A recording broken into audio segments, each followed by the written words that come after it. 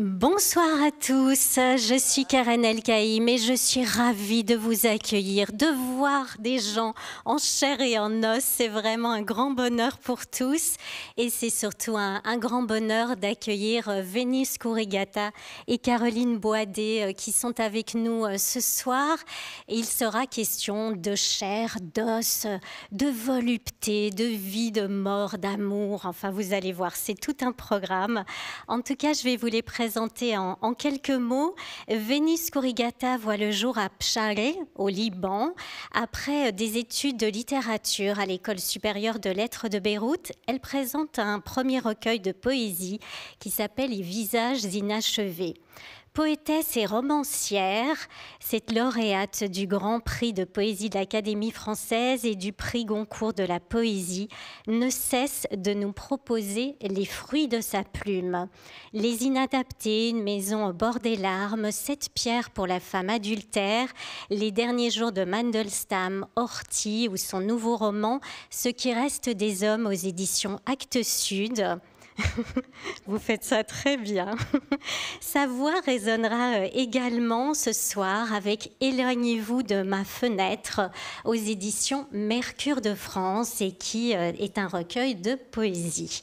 À mes côtés également, Caroline Boadé qui naît à Mélin au sein d'une famille juive algérienne.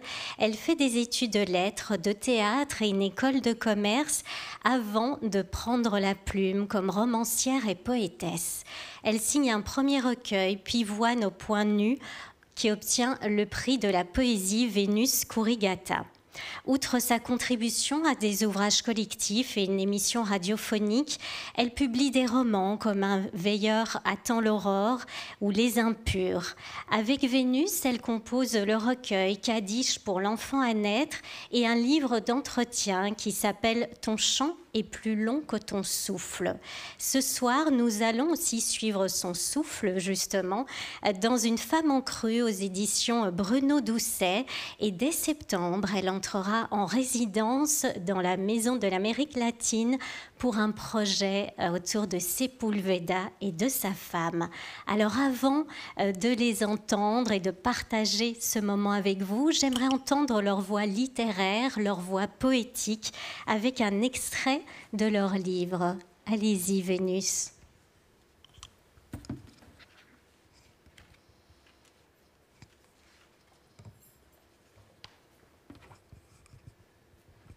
Pieds nus derrière ce mur,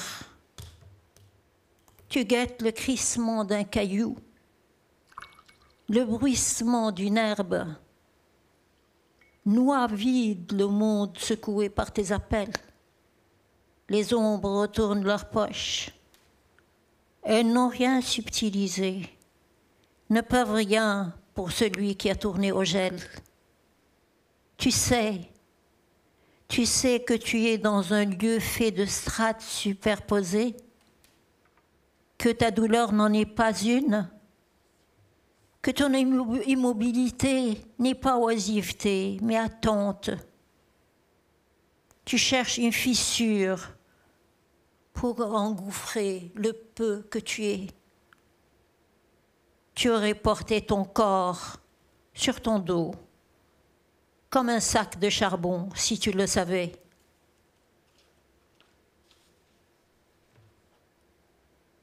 Pierre aplatit le cœur. Une cage d'os retient l'oiseau qui s'ébroue dans la poitrine. Qui a rétréci le soleil? Qui a rapproché les murs? Quelles mains ont mélangé les sueurs?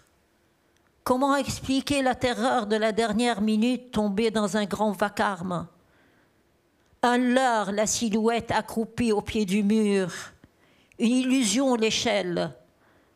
Le ciel du carton-pâte. Ces nuages décors de théâtre amovibles. Frappés sur le vide. N'émet aucun son.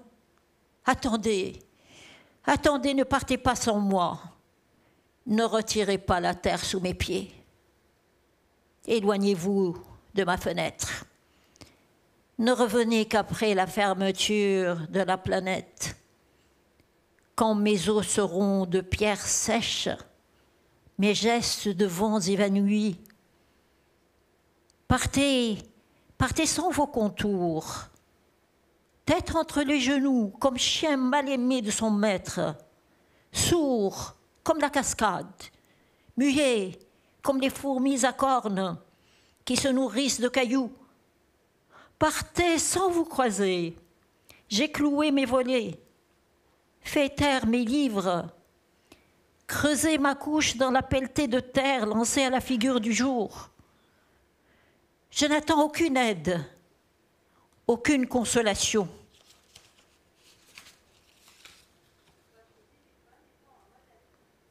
Pourquoi est-il ici? Qui l'y a amené?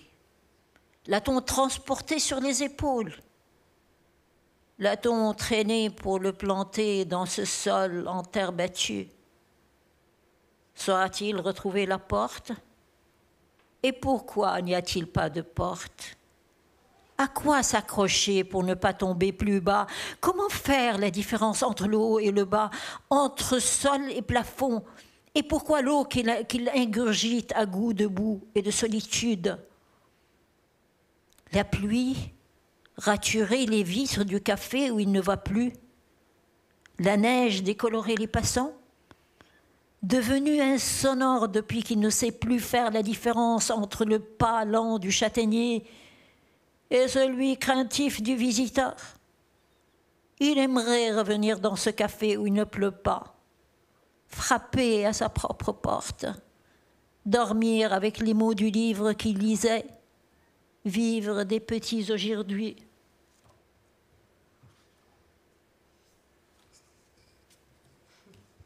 Merci beaucoup, Vénus Corrigata. Et maintenant, nous allons écouter Caroline.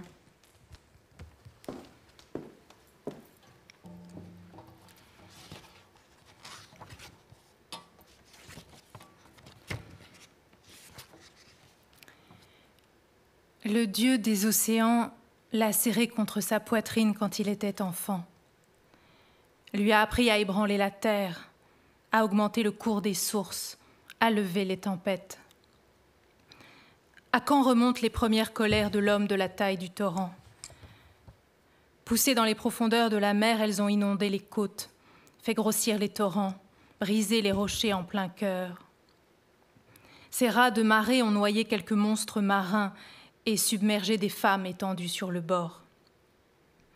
Très tôt, il a aimé être spectateur de ce qu'il provoquait, aimé contempler les fracas de montagnes à ses pieds et les terres devenues soudain fertiles.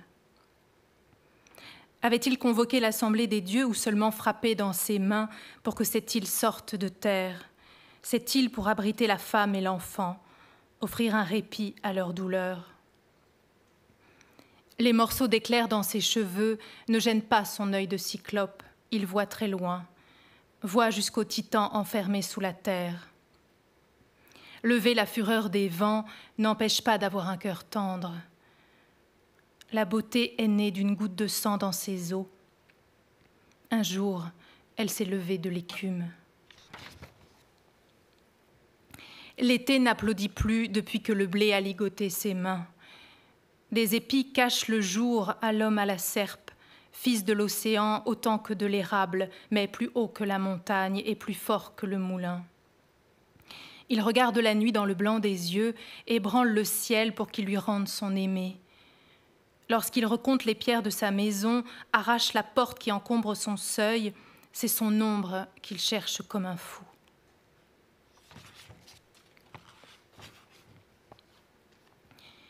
Il soulage son cœur en retournant les masques, en ripostant au cou, en traversant les eaux sombres par son esprit ardent. Il ne déposera pas les armes tant que son aimé ne sera pas en paix. La guerre totale ne lui fait pas peur. Aucun faussaire ne lui fera perdre l'amour de la vie. Il est un homme à mordre le soleil.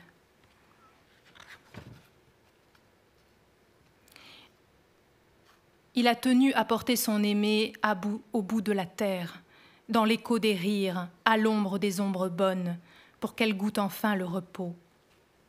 Là-bas, elle ne connaîtra ni la neige ni le froid, mais un vent doux, que l'homme fera monter pour elle depuis l'océan. Lui dont les cheveux ont blanchi en une nuit, tandis que ceux du saule pleureur jaunissaient, incapables de cacher une tige de coquelicot, il est temps de laisser pousser l'automne. L'homme a laissé l'empreinte de son pied dans la terre des morts, de son courage dans la gueule du chien qui a reculé à l'odeur de ses pas. Des enfers, il est remonté au jour, son chant en armure, son cœur en bouclier.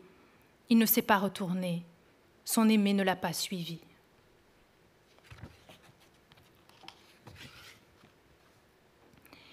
Il empoigne la douleur quand il effeuille la femme en crue contre ses murs, boit ses soupirs, recoue ses lambeaux de peau contre ses seins durs. Il empoigne la douleur quand il obéit à sa promesse, enchaîne le titan à la montagne, disperse son sel sur l'étrangère. Il empoigne la douleur quand la mer obéit à sa voix, noie les impunis, quand sa colère s'essore par le déluge, quand le ciel se déchaîne et crève les nuages noirs du mensonge. Il est fidèle à lui-même avec l'anneau brisé de son amour gravé sur sa poitrine, alors que les eaux se retirent lentement de lui.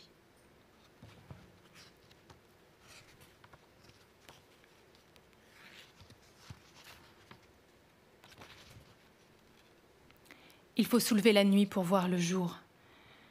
L'homme de la taille du torrent sait marcher plus loin que la nuit, plus loin que le continent, même en pleine tempête. Il a tant d'avance sur elle qu'il en a fait un ciel d'éclaircies.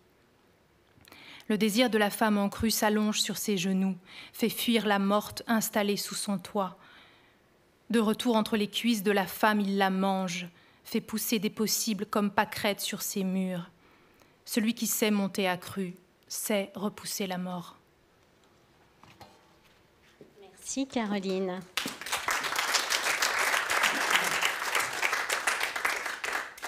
Vénus, vous venez de lire ces vers, dormir avec les mots du livre qu'il lisait. Comment est-ce que vous êtes éveillée aux mots et à la poésie? Certainement par mon frère, qui était mon aîné, qui était poète. Je le raconte longuement dans un livre qui est apparu chez Actes Sud, qui s'appelle La maison au bord des larmes. Et il me lisait ses poèmes, il avait 12, 13 ans, j'en avais 9 peut-être. Et j'étais très émue, bouleversée. Mais je ne savais pas pourquoi. Je ne comprenais pas, mais j'étais très bouleversée. Et puis mon frère est venu à Paris pour publier ses poèmes. On lui avait donné des espoirs. Les espoirs se sont avérés être faux. Gallimard ne l'a pas publié. Il s'est mis à se droguer. Il est revenu sans ses poèmes. Il a été interné dans un asile d'aliénés parce que mon père le voulait. Il est mort là-bas. Et quand il n'a plus écrit, j'ai écrit à sa place. Voilà. Caroline, vous écrivez « Les mots ne se noient pas ». Comment ils sont venus à vous et quels trésors cachés peuvent-ils déterrer? Keren, tout un monde dans la question. Mes premiers poèmes, je les ai écrits aussi extrêmement jeunes et j'écrivais sur des tout petits morceaux de papier. Ma mère était alitée pour d'autres raisons que le frère de Vénus et on vivait dans une certaine peur et dans une certaine violence. Et le seul lien possible était celui des mots et avant de savoir écrire, je lui déposais des dessins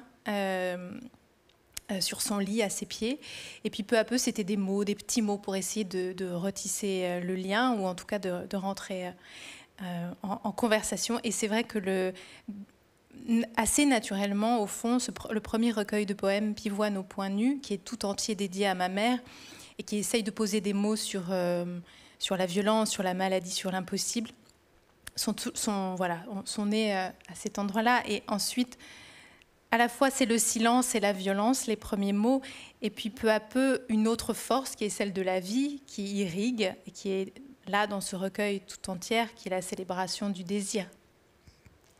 Vénus, comme vous l'écrivez dans ce recueil, vous habitez deux langues, vous avez habité les deux rives de la Méditerranée. Comment est-ce que ces langues, comment est-ce que ces deux rives cohabitent en vous, que ce soit dans votre vie ou votre écriture?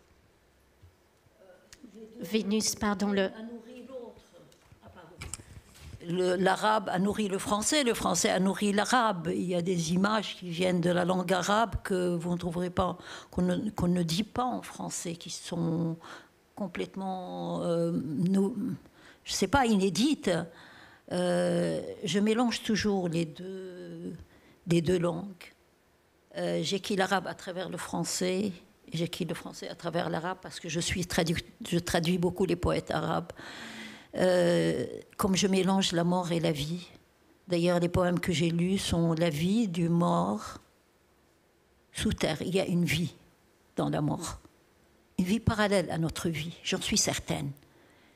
Et il communique avec l'extérieur, avec le bruissement d'une herbe, avec le crissement d'un caillou, avec des petits riens.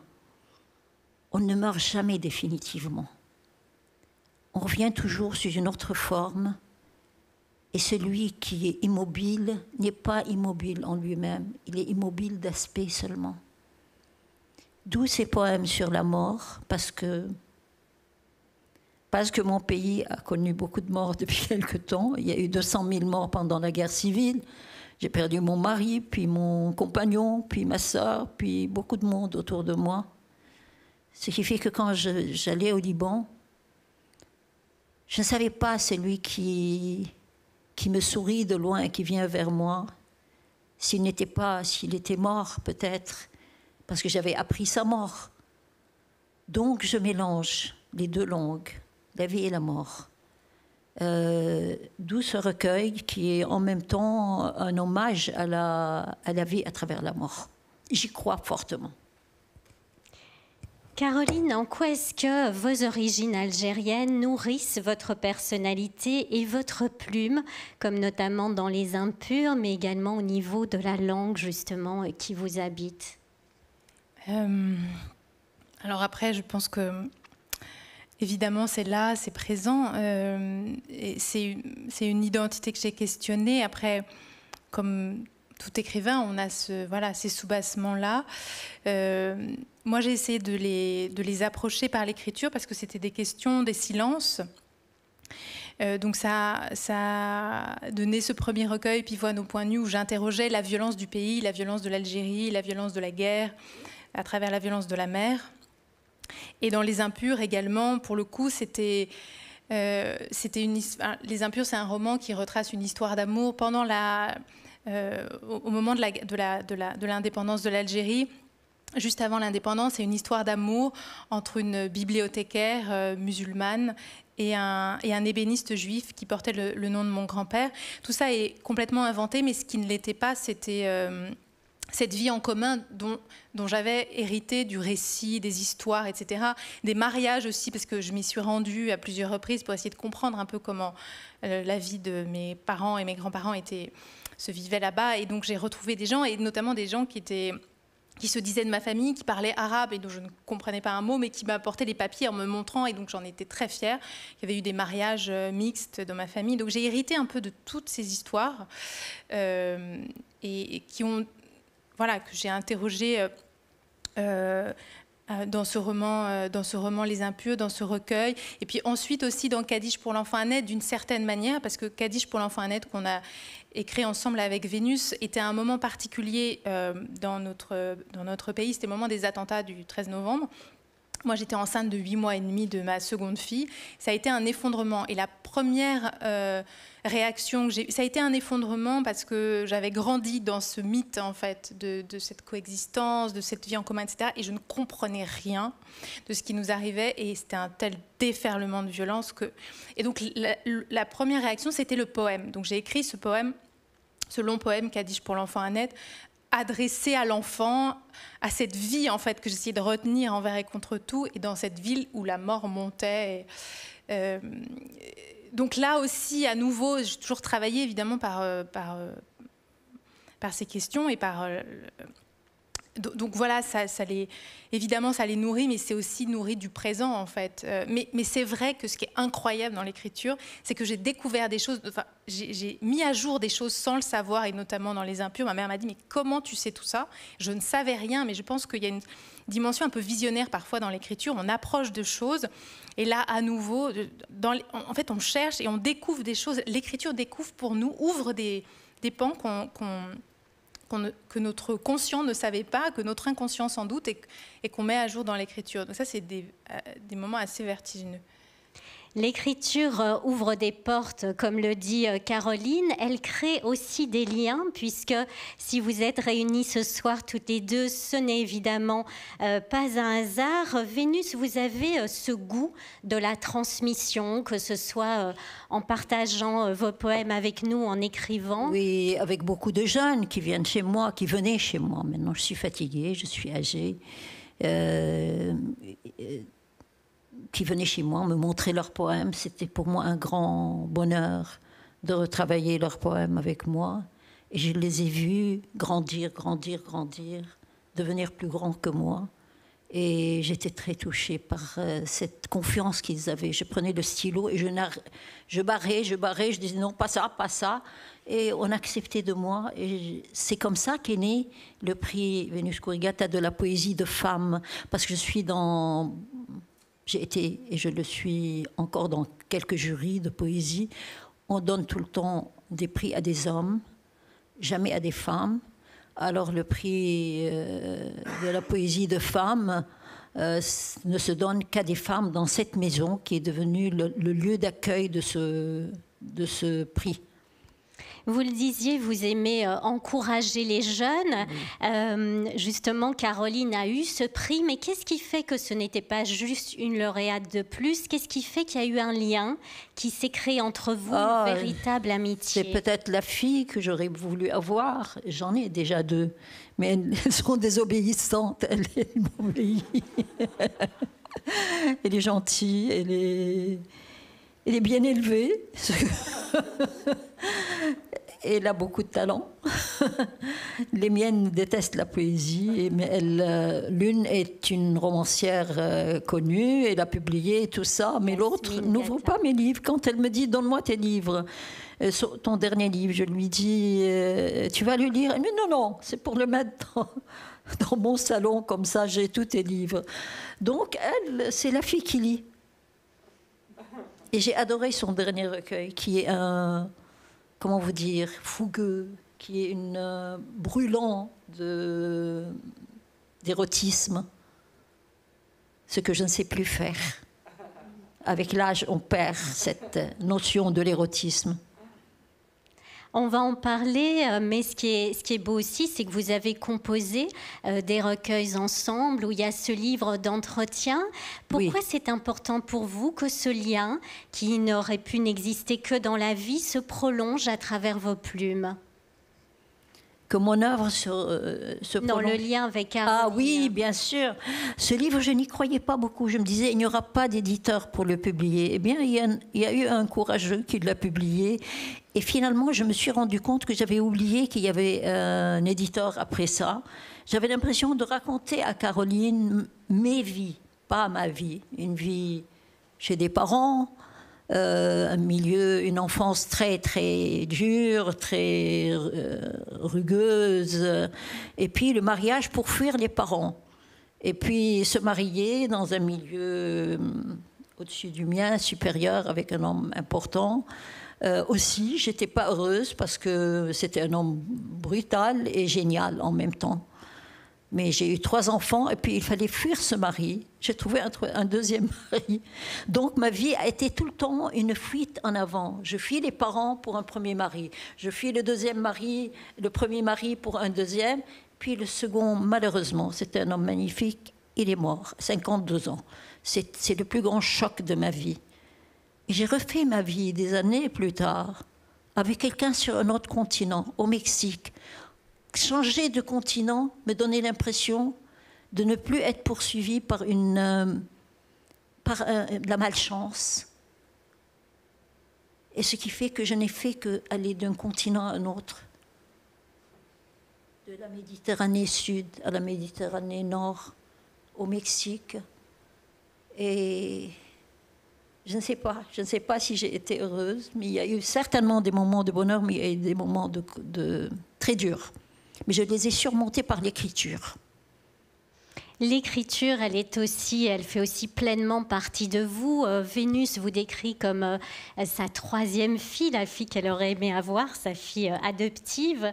Et vous, Caroline, comment est-ce que vous décririez ce lien, cette amitié, j'ai envie de dire cette sororité aussi qui se prolonge à travers les mots?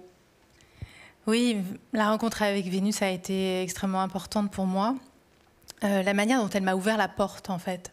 C'est-à-dire que moi, j'ai été sa lectrice de poésie et de romans, admirative de son œuvre, mais j'ai entendu sa voix sur France Culture, et cette voix de conteuse, cette fougue, quelque chose dans le phrasé aussi que je trouvais absolument merveilleux, et je me suis dit, mais il faut absolument garder cette voix. Déjà, j'ai envie de rencontrer cette femme, et j'ai envie de conserver cette voix. Et donc, je lui ai écrit une longue lettre, un peu enflammée aussi, en lui disant « J'aimerais tellement vous rencontrer et qu'on imagine quelque chose ensemble ». Au départ, je voulais faire un portrait, mais quand même avec l'idée de conserver cette voix. Et immédiatement, elle m'a répondu comme elle fait, après j'ai appris à la connaître, mais en retournant les choses, c'est-à-dire en disant « Mais c'est moi qui veux vous rencontrer, Caroline Poidet ». Et ça, c'était un dimanche, je m'en souviendrai toute ma vie. Et donc, j'ai été chez elle, j'ai été invitée avec d'autres femmes. Et très vite, le lien s'est immédiatement noué. On était en plein été. Vénus venait de perdre son dernier compagnon quelques mois auparavant, était assez esseulée et avait la gourmandise de la rencontre et de la conversation. Voilà. Et puis, au fur et à mesure, donc bien sûr, on allait faire ce livre ensemble qu'on a cessé d'étirer sur des années pour le plaisir de nous retrouver en réalité. Et c'est vrai qu'elle s'est ouverte. Elle me disait, mais c'est un confessionnal à ciel ouvert cet espace. Et elle a ouvert donc des pans de sa vie et de son rapport à l'écriture. C'est aussi ça qu'on a vraiment approché ensemble.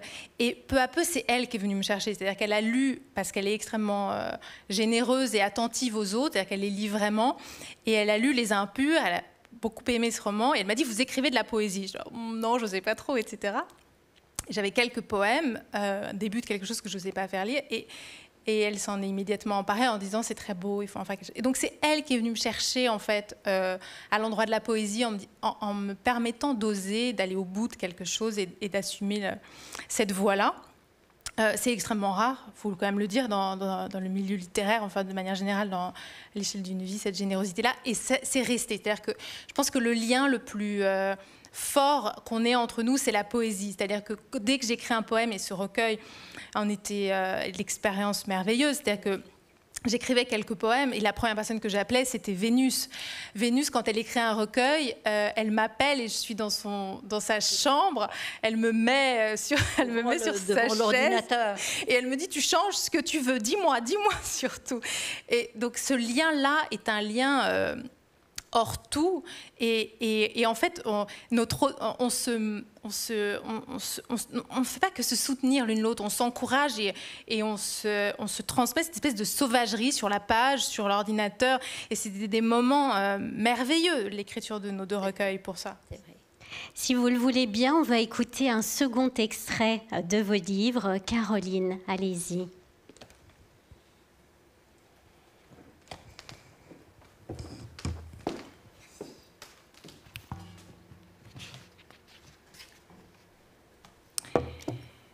Donnez-lui un levier et un point fixe, et elle soulèvera le monde. Donnez-lui une épaule pâle et une tenaille, et elle arrachera la dent de lait de la nuit. Donnez-lui des bras d'écluse, et elle étreindra le jour. Donnez-lui un matin au couteau, et elle saignera l'indifférence. Donnez-lui un arbre à abattre, et elle fendra ses os gelés. Donnez-lui un pur sang et une orange, et elle éclaboussera le soleil de sang. Donnez-lui un cœur à dévorer, et elle crachera ses fils. Donnez-lui des mains rageuses, et elle saura le faire cabrer. Donnez-lui un bois sombre, donnez-lui une langue bègue, donnez-lui une nuque rousse, donnez-lui un sein dur et des somnambules à hauts talons. Dans un grand éclat de rire, géante sur la falaise plus nue que nue, Qu'elle redonne au monde son Antigone, à la terre sa torpeur, au gouffre ses ronces, qu'elle voile les yeux secs, pende son cœur à son cou, ses éclats entre ses cuisses. Déchirer nos étoiles jaunes dans un sanglot, fermer de frayeur nos yeux, tomber le rocher des solitudes. La nuit transpirera de jour, les orages sous la terre seront striés de ferveur, les voyageurs en haillons devenus loups blancs. Quel est ce chant grave qui la parcourt quand elle monte la garde pour l'homme de la taille du torrent? D'où tient-elle que ses ennemis tomberont à ses pieds lorsqu'elle agitera des branches de genévrier et que les monstres marins lancés à sa poursuite fuiront comme des chiens? Fille des terres mornes, l'océan t'apprend que le désir peut tout. Écoute, la vie secrète, les murmures des draps, les froissements des rêves, les chants à pic. Le cœur vivant de la morte mouille ma vie. Son eau intime inonde mes yeux, mon ventre, inonde mon jour. Elle enlace mon corps comme un cierge, l'allume à en faire fondre le silence. À danser pieds nus au ciel, elle a de quoi convaincre. Elle me souffle des mots qui sentent l'orange. Elle veut que la beauté l'emporte. Elle a faim pour moi, elle a soif pour moi, elle brûle ma peau. Elle me pousse au galop dans ma robe de satin, sa vie monte entre mes doigts, raide de désir.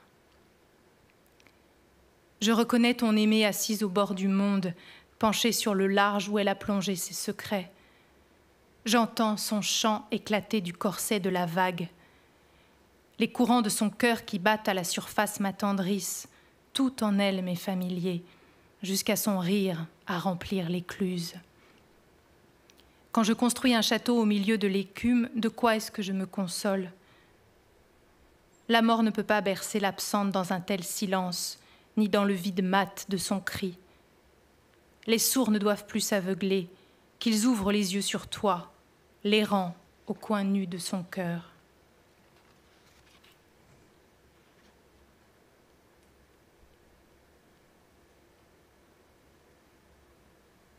La femme plante ses dents dans le corps nu de la sanguine, pour les jours d'hiver, maquille les jours blêmes, rétrécit les nuits larges pavées de gravier.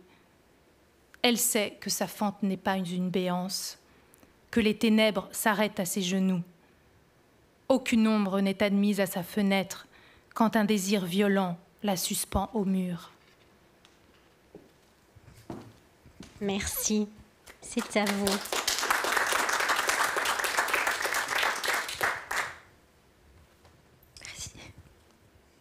Il entre dans la nuit de la femme sans frapper, dépose son fagot de fatigue au pied de son lit, l'ouvre sans la réveiller. Il aligne ses ânements sur ses rangs, lui apprend à ne pas s'effrayer quand ses dents l'enrayent, à ne pas s'essuyer lorsqu'il l'éclabousse de cris. Elle est sa caverne de chair, son puits d'eau douce, lieu d'acheminement de sa vague lorsqu'il tangue, alors qu'il n'a jamais vu la mer. La femme, navigable par tout temps.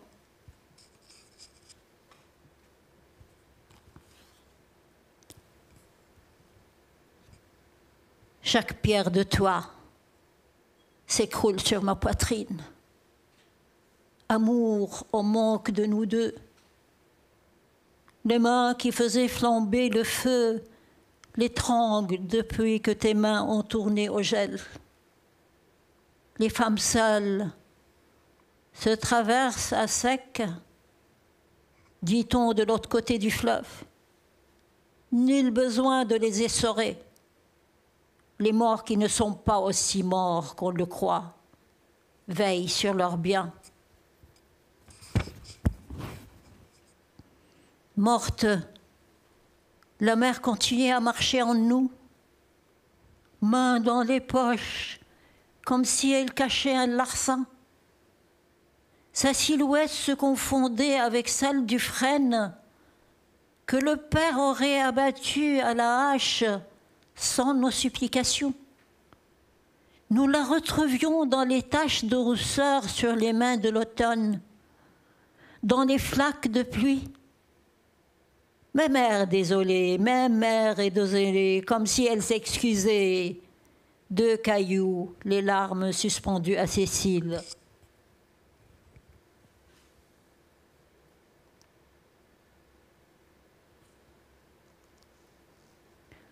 Quand nous avons rendu visite à la mère n'était plus là, ni sa fenêtre ouverte sur la colline qui s'étrécissait à mesure qu'elle nous entendait, à mesure qu'elle nous attendait. Nous avons appelé la mère sous chaque pierre, énuméré les hommes qui l'ont remplie d'enfants, qui l'a liée sur le seuil avec les cailloux. Quelqu'un venu de l'autre côté de cette colline dit que la morte qui attendait à sa fenêtre ignorait que les maisons tournent avec la terre, car tout bouge, seule la mort est immobile.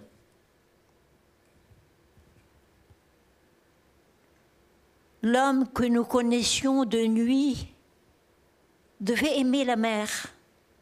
Ses ânements ruisselaient sur nos murs. Le puits débordait d'une eau qui ne devait rien à la pluie. L'hiver venu, ses mains vides d'amour, la mer débita le marronnier en bûche, lança les tisons de main en main sans se brûler, fit créputer l'odeur de l'homme avec les châtaignes, le fit mourir à petit feu, le consuma jour après jour. Vieille, la mer ressemblait toujours à ce qu'elle était.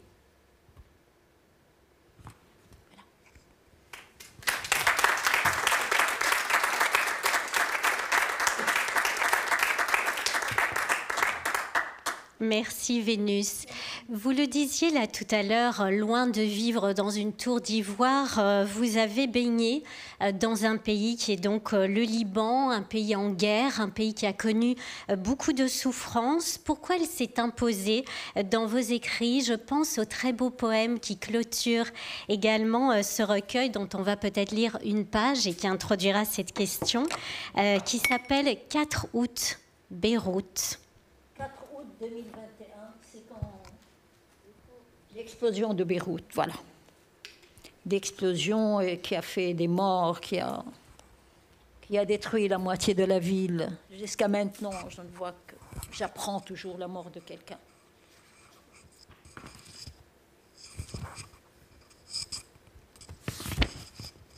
Je lirai un morceau. C'est un poème de 12 pages.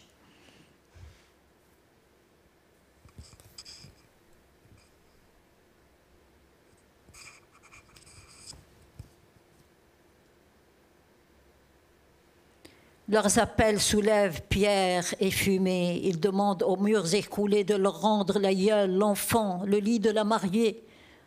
Sourds sont les murs, aveugles les fumées. Il faut donner du temps au temps, disent les fous connus pour leur grande sagesse. Avec quels bras soulever les murs?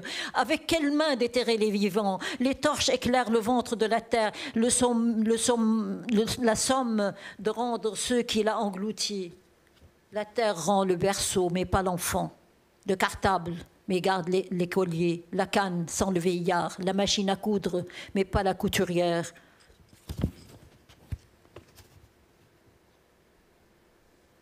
Rend le livre que lisait le vieux, mais pas le vieux. Ils auraient roulé leurs enfants dans leur peau s'ils le savaient. Ils les auraient plantés sur une terre plus fiable s'ils le savaient. Se seraient enterrés de leurs propres mains pour faire croire à la mort qu'il y a plus mort qu'elle. Moins hébétés, ils auraient dit à ceux qui marchent que c'est la terre qui marche sous leurs pieds. Faut-il balayer les morts avec les gravats? Faut-il les livrer à la mer qui aboie aux portes? Ceux qui se souviennent parlent d'un silence rempli de vacarme. d'arbres tétanisés, de villes pétrifiées. 6 secondes, les hommes tombés avec les murs, le feu avalait les pierres, des membres brûlés comme des tisons. Le pélican sur son rocher racontera ce qu'il racontera. Libre au monde d'y croire ou de douter. Assise face à l'évier où goûte ta vaisselle, tu penses à la terreur des arbres, au mutisme soudain de la Méditerranée. Le bruit d'une scie te ramène à ta petite vie. Quelqu'un est laguné. L'homme à la scie ignore qu'une ville vient de s'effondrer, qu'on y respire du feu, des débris de verre, de la poussière. Le soir, face à la télé, ta compassion va au jasmin qui brûlait derrière une grille. Tu en rêves la nuit. Il sonne à ta porte, te demande de l'héberger, s'essuie les pieds avant de rentrer.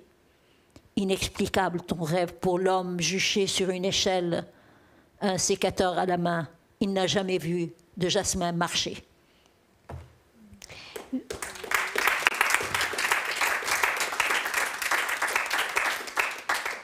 Vénus, est-ce qu'à travers la poésie, est-ce qu'à travers l'écriture, vous pouvez penser vos plaies? Penser vos plaies? Bien sûr, quand ça va très mal en moi, parce que je suis en enfer en dedans. Le dehors, je me maquille, je ne peux pas maquiller le dedans. Je me dis, écris. D'ailleurs, mes enfants me disent, quand ils me voient fébrile et mal et triste, ils me disent, écris. Dès que je suis devant mon ordinateur, il y a une eau fraîche qui coule sur la peau. Je mourrai le jour où je n'écrirai plus, où je ne lirai plus les autres qui ont écrit de beaux poèmes, comme Caroline, comme Chimus Daktekin, comme d'autres jeunes qui sont venus vers moi. Ma grande consolation a été l'écriture. Et j'ai l'impression de prolonger la vie de mon frère, qui n'a pas su gérer sa poésie magnifique. On parlait de lui à l'âge de 15 ans dans les journaux. Il s'est accroché à la drogue, à ceci, cela. Il ne vit pour rien. Voilà. Caroline, il y a également de la violence qui traverse vos écrits. On parlait du texte Kadish, vous l'avez abordé à travers ce qui s'est passé au Bataclan. Il y a donc la violence du monde extérieur, il y a aussi la violence du monde intérieur. Là aussi, en quoi est-ce que l'écriture, la poésie, vous permet de les exorciser, d'exorciser ces plaies ? Ça me permet peut-être de célébrer son contre-pied, en fait, de célébrer la vie. J'ai l'impression de trouver un lien possible par la langue, de répondre aux questions ou en tout cas de les soulever, et puis de s'accrocher aussi et de célébrer la vie, voilà. Dans toutes ses dimensions et certainement ce recueil il prend, c'est-à-dire que évidemment la mort est présente dans Une femme en creux, parce qu'il y a cette noyée, parce qu'il y a cet homme de la taille du torrent qui essaye à toute force de l'extirper de la mort, mais pour autant ce n'est pas elle qui a le dernier mot. C'est le désir qui peut tout et qui lui permet de combattre les faussaires, de se battre dans des eaux sombres et d'en sortir vainqueur, en fait. Et c'est vrai que c'est un combat pour nous tous, hein, de lutter contre ces forces de mort et par la langue de célébrer autre chose. La vie, son éros, l'enfant qui naît... voilà, avec une langue qui soit tout autant irriguée que la mélancolie peut nous irriguer aussi quand on écrit sur la violence ou sur des... Mais justement, c'est une sorte de reprise, en fait, l'écriture. Enfin, moi, c'est comme ça que j'essaie de la vivre. Vénus, votre roman, Ce qui reste des hommes, a été écrit lors du confinement. Que reste-t-il de soi quand on est confronté à la solitude, à la vieillesse ou à la mort qui fait signe à petits pas? Cette solitude et la vieillesse ont engendré 2 livres. L'un raconte la mort d'une manière sombre, telle qu'elle est, et l'autre raconte la mort d'une manière loufoque. Et ça a commencé par le confinement. Je me disais, s'il m'arrive quelque chose, toute ma famille est de l'autre côté de la Méditerranée, je m'en vais m'acheter une sépulture. Je vais chez Rébillon, on dirait que je lui fais de la publicité. Rue Edgar Quinet, boulevard Edgar Quinet. Je rentre dedans, je ferme les yeux, je lui dis « Vendez-moi une sépulture ». Il me dit « D'accord ». Je signe un chèque et en sortant très vite, il me dit « C'est pour 2 places ». Et je sors dans la rue, il faisait beau et je me dis « Mon Dieu, qui je vais prendre avec moi ?» J'ai été mariée 2 fois et demi, le 3e c'était un compagnon. Qui, parmi tous ces hommes qui m'ont aimé, que j'ai aimé, je vais prendre avec moi? Mais là, c'est la fiction qui lui arrive, c'est pas moi, Diane.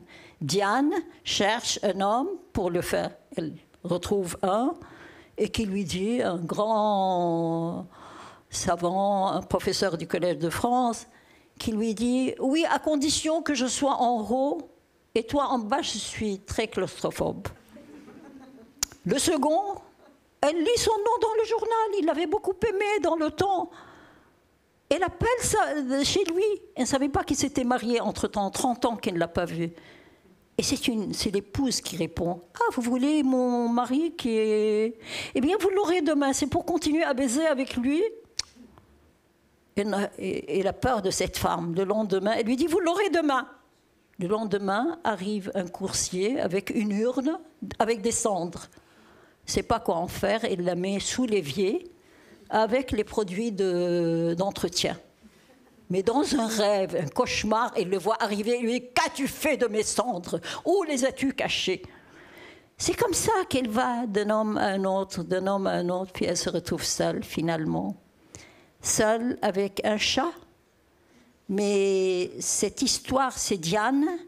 C'est aussi l'histoire d'une correspondance entre elle et une autre amie. Elles sont 2 vieilles, 2 chauffées à bloc qui veulent encore croire qu'elles sont désirables, qu'elles veulent aimer, qu'elles veulent être aimées, qu'elles sont... Alors, Hélène et Diane. Hélène, je l'ai connue. Je l'ai connue, j'étais dans le Midi, j'avais une maison sur la Côte d'Azur, et des amis m'amènent dîner chez une grande dame qui donne de grandes réceptions, et je me retrouve sur une terrasse énorme qui surplombe la mer, un bâtiment sombre, pas éclairé, et sans invité, en cravate noire, en robe longue, dans l'obscurité avec des bougies. Et on me dit, elle ne veut pas ouvrir la maison où son mari a été assassiné, mais après 2 ans de deuil, elle veut bien recevoir un livreur à tout apporter ici, et il va remporter le dîner, les tables, les chaises, les choses, et tout le monde regardait la fenêtre de la chambre où avait été tué le mari. Je n'oublierai jamais ça. Sur cette histoire vécue, j'ai planté une autre histoire. Cette femme, au bout de 2 ans, revient dans ce bâtiment qu'elle a laissé, cette ville-là, pour l'ouvrir, pour la vendre. Et quelqu'un lui ouvre la porte, alors qu'elle met à peine la clé dans la porte. Il y a un petit noirot, derrière lui un grand blond, et l'autre lui dit, elle dit, mais qu'est-ce que vous faites dans ma maison?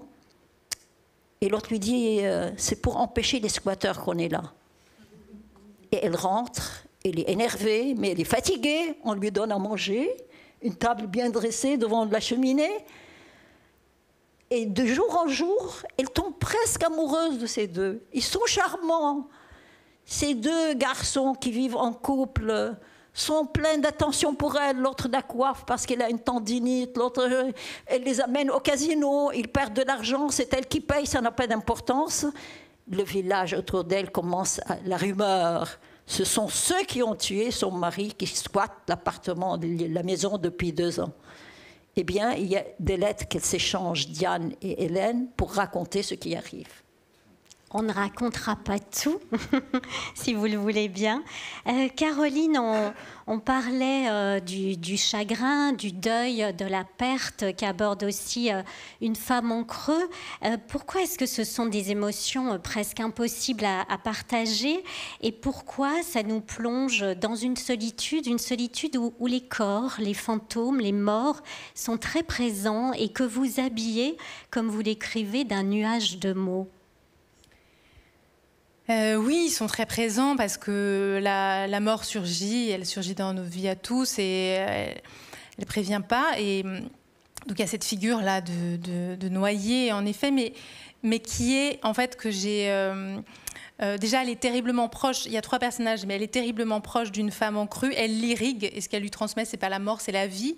Au-delà, elle est du côté des morts, mais elle transmet la vie, et elle lui transmet le désir, et elle lui permet d'oser être elle-même ou d'être... Et encore une fois, ce sont pas les forces de la mort qui l'emportent dans ce livre du tout. Et je me suis aussi beaucoup appuyée pour essayer j'avais un souffle, j'ai écrit ça à un moment où j'étais moi-même débordée par un désir, évidemment. Et du côté de la mythologie grecque, j'ai retrouvé des figures qui m'ont permis d'essayer de trouver un souffle. Et donc, Eurydice est présente, Poséidon est extrêmement présent. L'homme de la taille du torrent, c'est un Poséidon au cœur tendre, un ardent, un orgueilleux. Mais je tenais absolument à ce que ce soit les forces de vie et l'éros qui l'emportent sur Thanatos. Tu as bien réussi. L'éros de vie et la vie irrigue aussi en continu les pages de vos livres. Vénus, à un moment donné, il y a une lettre dans ce livre où il y a juste écrit dessus « Je t'aime, je t'aime, je t'aime ». En quoi est-ce que l'amour et la vie continuent à vous traverser et à habiter, à inspirer votre plume? Il n'y a plus l'amour maintenant d'un homme, il y a l'amour de ceux que j'aime, de mes amis, mes enfants, mes petits-enfants, surtout mes amis. Je suis entourée de beaucoup d'amis. Et j'aime, pour moi, il y a l'amourtier, comme disait Michel Deguy, l'amour amitié, qui est bien plus important que l'amour l'autre, qui vous jette dans un enfer avec sa fureur, avec des séparations, avec des douleurs. Oh, c'est trop compliqué pour mon âge. J'ai arrêté il y a très longtemps. L'écriture a remplacé. Aucun homme ne résiste devant une page écrite. Mais j'aime mes amis d'amour. Voilà. Il est aussi beaucoup question d'amour à travers le corps, la sensualité, la volupté dans ce livre. Pourquoi est-ce que justement l'amour et le désir sont si présents ici ? Parce que c'est ces forces-là qui gagnent contre la mort, en fait. C'est une force qui nous irrigue, qui irrigue une femme en crue, qui irrigue l'homme de la taille du torrent et qui lui permet de se relever de ce chagrin fou et de suivre dans le Deutéronome, tu choisiras la vie, voilà, au lieu de choisir l'autre force, de se laisser glisser. Et c'est grâce au désir, à cette force qui l'irrigue, qu'il se relève. Et au fond, Vénus elle-même, elle en parlait très bien tout à l'heure, c'est-à-dire que cette force-là de désir qui est liée à l'écriture et à la poésie, c'est ça qui la maintient, qui nous maintient tous, mais qui nous relève à chaque fois en réalité. C'est-à-dire que Vénus, dès qu'elle est un peu basse, l'écriture d'un livre vient de se terminer, etc., il suffit qu'un nouveau projet rentre dans sa vie et elle perd 20 ans et elle est tout feu, tout flamme, elle est enflammée comme quand elle vient de parler de son roman. Oui, je suis suicidaire entre un livre et un autre. Caroline, si vous le voulez bien, on va juste... Ce qui est le cas maintenant. Je n'écris plus. Mais c'est vrai que aimer, au fond, c'est de permettre à l'autre de se relier à son désir profond. Nous, il se trouve que c'est l'écriture, mais je pense que c'est vraiment ça, c'est-à-dire rejoindre l'autre dans son histoire et essayer de lui impulser cette vie-là. Et donc là, c'est le désir d'écriture, très clairement. J'aimerais aussi dire que pendant le confinement, je n'étais pas tellement confinée. Il y avait des amis qui venaient, très rares les amis qui venaient me voir. Caroline m'a porté de l'eau, elle faisait la moitié de toute l'autoroute pour m'apporter de l'eau. Mais j'habitais avec Diane, avec Hélène, avec les 2 squatteurs qui ont tué le mari et qui viennent, dont elle est amoureuse presque. Donc je me suis créé des personnages qui ont vécu avec moi pendant ce confinement. Et j'étais très heureuse de les retrouver tous les matins dès que j'ouvrais mon ordinateur. Alors, on serait très heureux également, Caroline, si vous le voulez bien, de lire encore peut-être 3-4 pages sur cette partie sur le désir, sur le corps et sur cette volupté très sensuelle qui traverse le livre.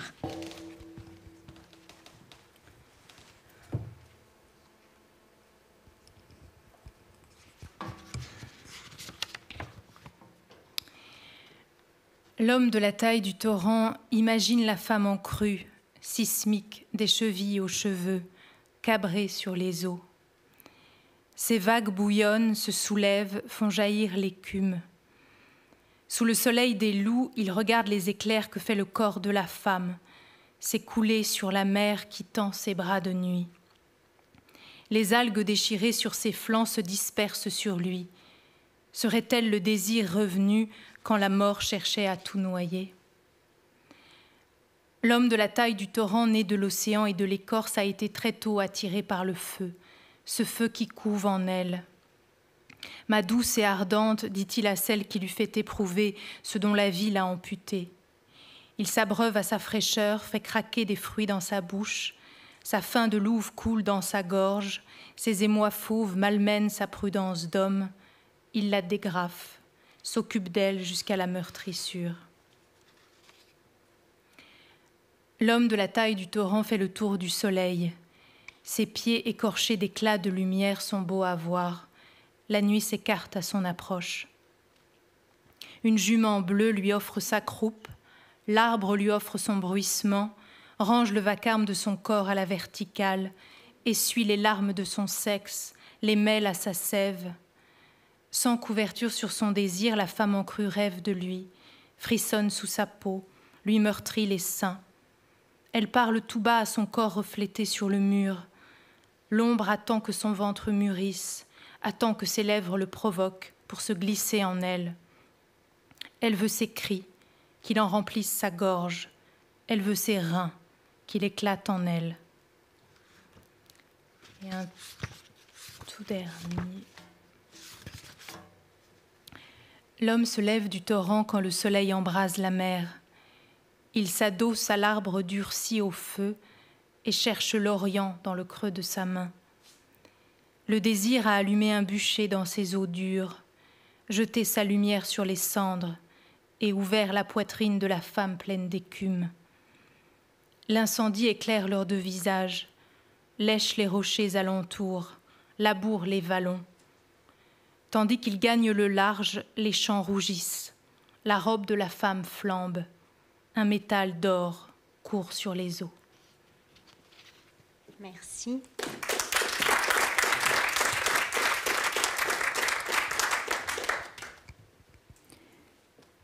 Nous vieillissions plus vite que nos jouets. On les ouvrait pour savoir ce qu'ils pensaient de nous. Et si leur mère était aussi triste que la nôtre? La mère s'assombrissait quand le père nous comptait comme du bétail. Et qu'elle se demandait si les enfants qu'elle mettrait désormais au monde auraient les yeux immobiles de nos poupées et leurs membres désarticulés. La mère se disait que pour leur bien, elle devrait les garder entre ses hanches, les y enterrer. Merci.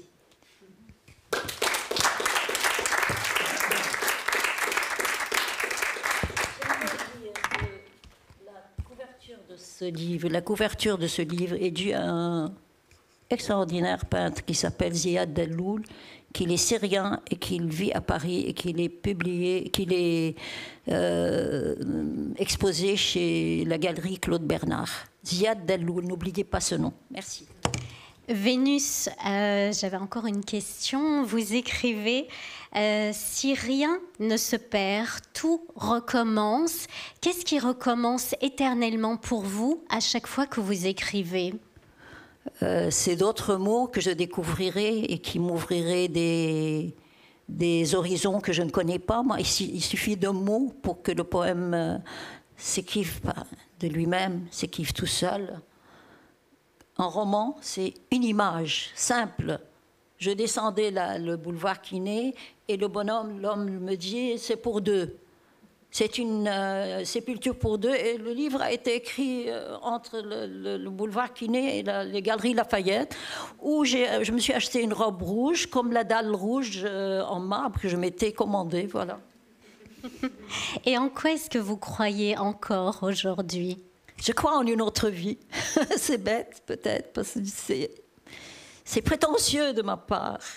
Sous une autre forme peut-être, ou dans une autre forme. J'aimerais renaître en chat. J'adore les chats. J'ai toujours eu des chats. Dans mon jardin, j'ai enterré au moins 7 chats. Et je les pleure toujours. Je ne garde pas les photos de mes enfants parce qu'ils sont sous mes yeux, mais je garde les photos. J'ai tout un album de mes chats. Donc j'aimerais bien revenir en chat. Et vous, Caroline, quels sont vos désirs aujourd'hui?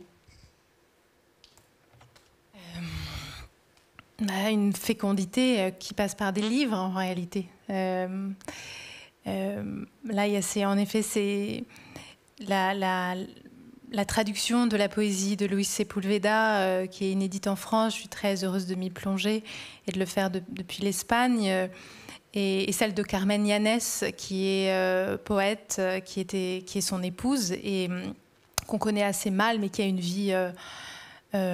très, très forte et sur lequel j'essaye aussi d'écrire un roman qui a connu la dictature sous Pinochet, qui a été militante, qui a été torturée à la Villa Grimaldi et qui s'est maintenue envers et contre tout grâce à la poésie. Donc c'est une figure... c'est une femme que j'aime, un peu comme Vénus, parce qu'il faut toujours que ça passe par le cœur pour écrire. Voilà, cette fécondité-là. Et puis... une Vénus qui nous offre de nouveaux livres. Voilà. Eh bien, vous l'aurez compris, c'est l'élan de la vie qui l'emporte. En tout cas, j'aimerais vous dire que si vous le souhaitez, à l'intérieur de la Maison de la Poésie, nous avons leurs livres qui sont là si vous souhaitez les acheter. Parce que, évidemment, nous avons lu quelques extraits de ces merveilleuses pages, mais si jamais vous voulez les découvrir en entier, c'est possible. En tout cas, j'aimerais vous remercier toutes les deux, vous remercier à vous. C'est Karen. Intervieweuse qui respecte beaucoup le point de vue des autres et ne les contrarie pas, mais ils savent, d'après son regard flamboyant et brûlant d'espagnol, je ne sais pas, ça vient de l'autre côté de la Méditerranée, qu'il faut s'arrêter. Voilà. Merci beaucoup, Vénus. Merci, Caroline, et merci à vous. Bonne soirée.